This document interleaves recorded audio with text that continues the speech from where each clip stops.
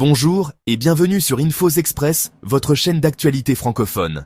Je suis votre présentateur et aujourd'hui, nous plongeons dans 3 actualités algériennes absolument stupéfiantes qui font trembler l'opinion publique. Au programme, un ex-ministre accusé d'avoir détourné plus de 580 milliards de centimes, une escroque algérienne qui a terrorisé la France pendant 8 ans, et des révélations explosives sur les origines turques des Algériens. Restez jusqu'à la fin, car ces histoires vont vous laisser sans voix. Commençons par le scandale qui secoue l'Algérie. L'affaire Hassan Tidjani Adam, ancien ministre du Travail. Une affaire qui met en cause la gestion de la Caisse nationale des assurances sociales, un pilier de la protection sociale du pays. Cet ancien ministre, accompagné de plus de 10 complices présumés, dont des hauts fonctionnaires, comparaîtra le 23 septembre. Le procès se tiendra devant le pôle pénal économique et financier du tribunal de Sidi Mamed, une juridiction spécialisée. L'accusation ? Un détournement pharaonique de plus de 580 milliards de centimes, soit 5,8 milliards de dinars, des caisses de la CNAS, de l'argent destiné aux assurés qui se seraient volatilisés. Mais comment cette escroquerie a-t-elle pu avoir lieu ? L'Office central de répression de la corruption a mené une enquête de 4 ans. Leurs conclusions révèlent un système de corruption effarant, basé sur une transaction immobilière frauduleuse. Au cœur du scandale, l'achat d'un bâtiment semi-fini pour 600 milliards de centimes hors taxes. Un prix totalement délirant pour ce qui n'était en réalité qu'une simple structure de piliers, une carcasse de béton. L'enquête révèle des irrégularités sidérantes, une surface déclarée de 15 000 mètres carrés alors que seulement 13 000 sont exploitables. Plus grave, l'absence totale d'appel d'offres et des avances considérables versées aux propriétaires sans que le bâtiment ne soit jamais livré. La CNAS, établissement public, aurait pu construire à moindre coût avec une autre institution publique. Mais elle a préféré enrichir une entreprise privée, un choix qui, selon l'accusation, visait à faciliter le montage financier frauduleux. Cette affaire s'inscrit dans une rentrée judiciaire particulièrement chargée en Algérie. Depuis le 16 septembre, la justice a repris officiellement, et ce n'est que la pointe de l'iceberg. Plusieurs lourds dossiers attendent l'affaire du détournement de 1200 milliards, le scandale du groupe Imetal, le dossier ANEP 2 et l'affaire de l'ancien ministre Tayeb Lou. À travers ces procès, l'Algérie semble déterminée à faire le ménage dans sa classe dirigeante et à envoyer un message fort contre l'impunité. Mais les scandales impliquant des Algériens ne se limitent pas aux frontières nationales, comme nous allons le voir. Direction la France, où une affaire hallucinante vient de se conclure. Pendant 8 longues années, une Algérienne résidant en Suisse a méthodiquement semé la terreur au sein de la résidence Clos Greffier à Annemasse, en Haute-Savoie, une ville frontalière d'ordinaire paisible qui est devenue le théâtre d'une escroquerie de grande envergure. Son crime ? Une escroquerie immobilière d'une sophistication inouïe, un montage complexe qui a littéralement détruit la vie et les finances de dizaines de familles de copropriétaires, les laissant dans un désarroi complet et face à des dettes colossales. Son modus operandi était diabolique.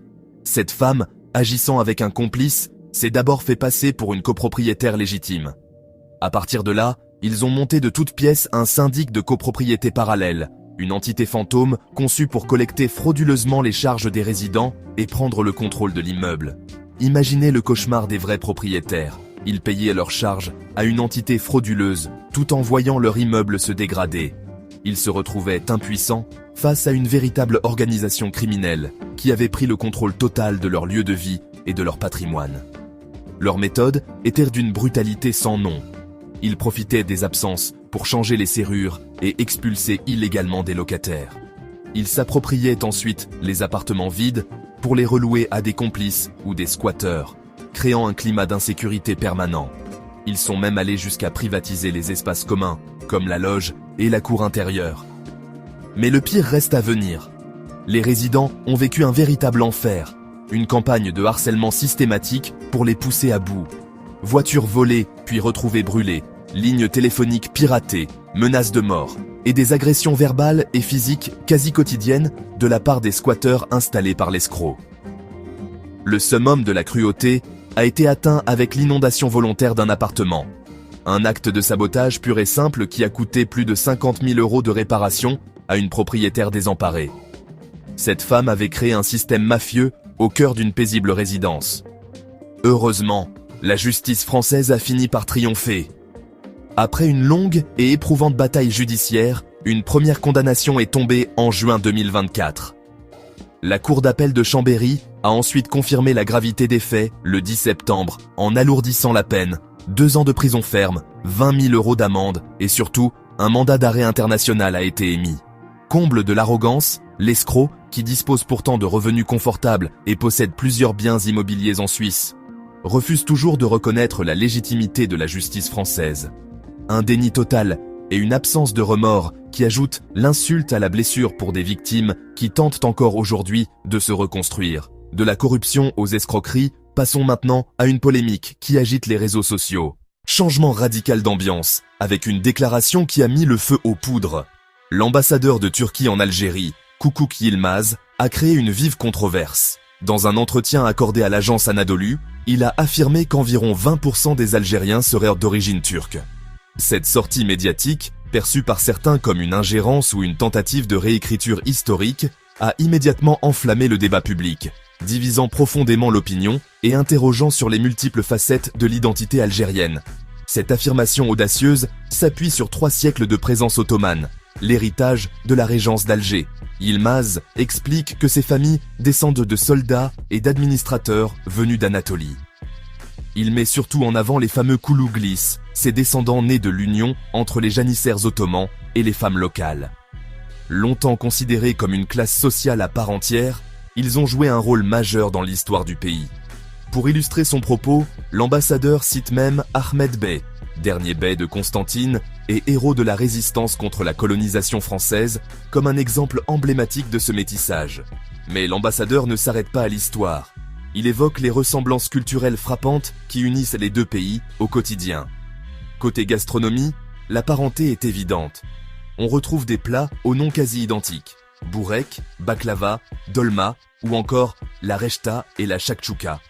Bien que les recettes aient évolué différemment de chaque côté de la Méditerranée, ces noms et ces saveurs partagées témoignent d'une histoire commune indéniable.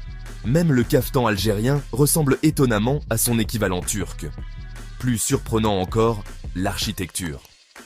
Yilmaz affirme que marcher dans la Kasbah d'Alger rappelle les quartiers historiques d'Istanbul comme Süleymaniye ou Fatir.